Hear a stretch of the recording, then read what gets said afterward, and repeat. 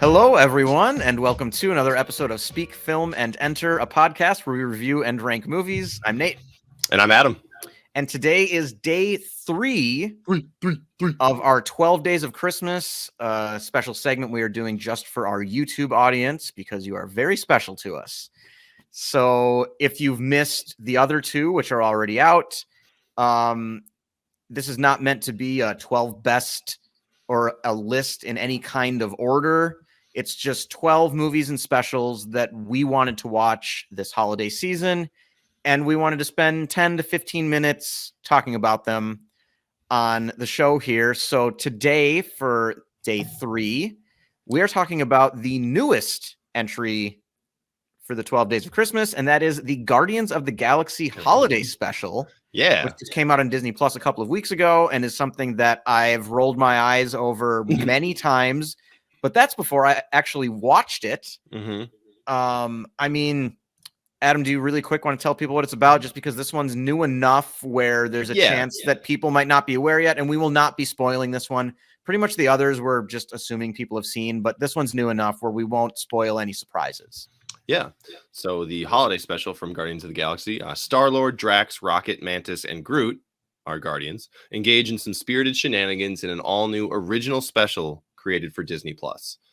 Spirited shenanigans is a great way to describe this. It's kind of a... It absolutely is. And I mean, specifically, we get Mantis and Drax hatch a plan to make the holidays special for Quill, because he's feeling a little down in the dumps because it's Christmas time back on Earth and nobody out in space seems to care.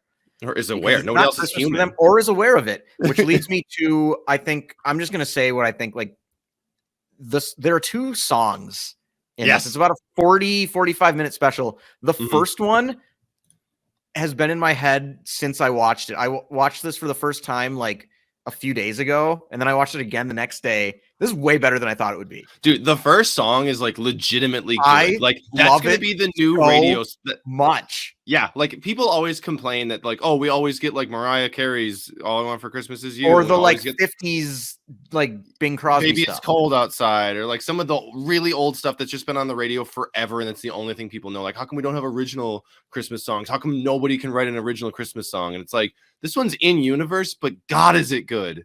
Like, also, it's a big part of that, I think, is because a lot of Christmas is just nostalgia. Yeah. So it takes a really long time for enough people to decide that like this one's good enough. That fits the spirit of the season. Exactly, like people have to agree that that's the spirit of the season and that it makes sense. Like, and it takes a long time, but I totally agree with you. This first song that they play over it's basically about like one of the aliens they're hanging out with writes a song because they think they understand what Christmas is about now. Yeah, and they kind of do, and they kind of don't. Story, yeah, yeah, and it's so funny and so catchy. It's super catchy. I mean, the line "I don't know what Christmas is, but Christmas time is here" has just been going around in a loop in my head, and I love it. I really appreciate that. Like they did like an in-universe, like in joke of like, yeah, this is like cultures are going to clash, and you're going to have no idea somebody else. I mean, like look at like Nebula. She's a like machine created by Thanos. Like she doesn't have like backstory. She's got backstory, but she doesn't have like traditions and stuff. Like, right. You have to set up all this stuff between what people clearly have or what characters clearly have. Like the beginning of this is Peter Quill's first Christmas on the as a Ravager, and like Yondu talking to him and being like, no, that we don't do that kind of stuff here. And it's like, oh, those are going to clash. Like your ideas and your things that you're used to, like, don't necessarily exist out in space. I thought that was just a cool little thing to do. It was nice, and it does fit with like the family aspect to have the Guardians be the one who get a holiday special. I also really like that the flashback is done in animation and like very 80s style 2D animations. Like that fits really well. There's one thing I want to warn people about is there is a big surprise in this special, which we will not spoil, but I will say if you don't want to know what it is, do not look at the cast list for this special. Yeah, just watch it. Just fire it up and watch it. Absolutely. But I just like that's somewhere where you could kind of accidentally spoil it for yourself, and you don't want to do that. But I like that they kind of bring Mantis to the forefront here with Drax. That's fun. Also, just because like you can tell like Rocket's not in this very much, and you can tell they got like 1 day's worth of work from Bradley Cooper. Yeah. And same thing with like Chris Pratt doesn't really look like he wants to be there. But that sort of fits his character at least a little bit because his character's kind of down in the dumps. But there's only really one moment where he ever actually looks like he starts like actually acting. Yeah. Whereas like the rest of it, he's kind of just like going through the motions. But yeah, it might have been like a contractual obligation to do some of this, but that doesn't Yeah. negate the fact like there's a lot of work that went into this. And Oh, for I think sure. I think they definitely still had fun with it. I don't know how like tired some of these actors are of being these characters, and we can talk about that at length when we get to Guardians 3 that comes out. Yep. Because that trailer just dropped a couple weeks ago or a week or two ago, and so there's fan theories and stuff already going around about like what's going to happen there. But like they looked like Mantis and Drax clearly had fun doing this, and there was Mhm.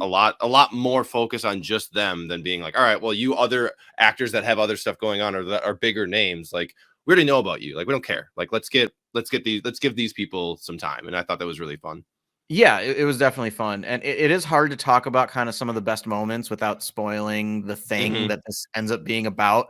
Yeah, But I mean, if you've seen like any of it, they travel to Earth to get a surprise for Quill. And to give him a gift. They just give him a yeah, gift. you get him a gift. And like some of that stuff is really well done. And I really like that it's a tight 45 minutes and it all just feels like they spend the right amount of time everywhere. Yeah, with everything. And we get a really fun bit where they get really drunk in a bar, which I loved. And it's just kind of a nice sort of buddy story between Mantis and Drax. And it's heartwarming, but it's also like they still have the James Gunn humor of like these are kind of like people who used to be villains or like yeah, they don't really they're know how to outcasts. be they don't really know how to be nice. Yeah, So like that clashes with the spirit of Christmas as well. Like they don't quite get it. Like not to the like Nightmare Before Christmas level where like Yeah. all the evil things are just like, ooh, like what's in this box? Is it somebody's head? Like it's Yeah. not to that level, but the humor hits. I laughed really hard when they have an encounter with the police. Mhm. That was really funny. But I mean, I'm surprised at how much I liked this. I've already watched it twice, and I can definitely see myself returning to it like year after year, really. Like this might Yeah. make its way into the things that I watch every December. I agree. I did think like when it started, I watched it with my girlfriend, and we were kind of like, this is a little like weird. Like some of the tone didn't seem like to quite fit, but then like all of the stuff that does happen, they do stick the landing. Like the sentiment Yeah. of like Christmas and all of that stuff that's involved, like that, the ending is very good and very well done. And that's the part that I think like if you watch it and you're like, I'm just not really sure about it, just wait for the end because like it absolutely gives you that heartwarming like good feeling about like this is what Christmas is about. And like not everything can pull that off very well, or especially when you're like, oh, we're doing characters that are like comic book heroes, like how are we going to work that in? And it absolutely does it Right. and does it very well. So yeah, I totally agree. So I guess then, at the end of every discussion about one of these movies or specials on our 12 Days of Christmas, we just share our favorite moment. And it looks like you're thinking, so I'm going to go first. And it's just so easily the first song for me. Okay. It's just so amazing. I mean, the montage during the later one where it kind of gets a little more sentimental is also really well done. And there's some funny stuff there and like a nice callback to something with Rocket that made me laugh pretty hard. Yeah. But that first song is just like one of my favorite things I've seen in a really long time. So absolutely, that's my pick for favorite moment. Okay. I will say, I wouldn't say I necessarily have two, but they're kind of, because they're both at the end. So I'm going to try to speak mystically about them. In generalities. Yeah, cryptically. There's a conversation that Peter Quill has with Mantis that I really enjoyed. And the moment when Mantis and Drax return from their trip and they're now giving their gift, and everybody on Nowhere is in on it. That moment's really cool as well. That's a very like heartwarming moment. So I really enjoyed both of those.